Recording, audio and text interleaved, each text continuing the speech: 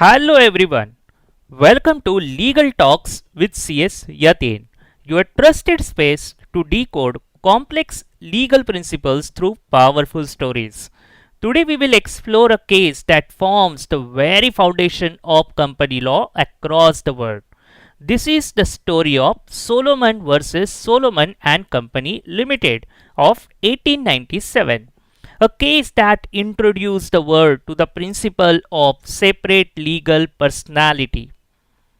Meet Mr. Aaron Solomon, who was a hard-working boot and leather manufacturer during 19th century in England.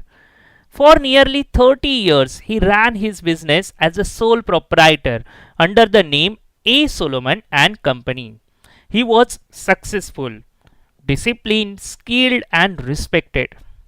But as times changed, Solomon wanted legal protection and a business structure that would limit his personal liability.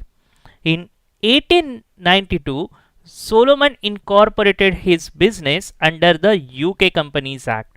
He formed Solomon and Company Limited, a limited liability company. To comply with the legal requirement of minimum 7 shareholders, he included his wife, daughter, and 4 sons, each holding 1 share. He held remaining 20,001 out of 20,007 shares. Though others were technically shareholders, Solomon retained total control. The company then bought his old business for £38,782, paying him partly in cash, partly in shares, and issuing him £10,000 in debentures. A year later, the business collapsed. An industrial downturn hit the boot trade. Solomon and Company Limited went into liquidation. Unsecured creditors were owed over £7,773, and the company had very little left in assets.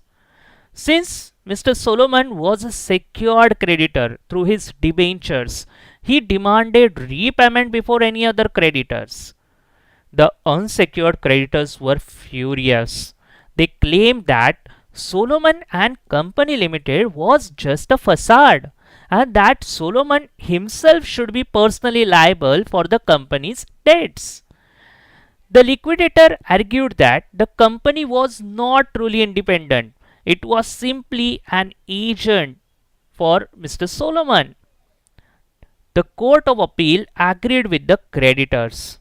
Justice Vaughan Williams ruled that the company was not a genuine legal person but a mere clock for Mr. Solomon's personal dealings. He held that Solomon was liable for all debts.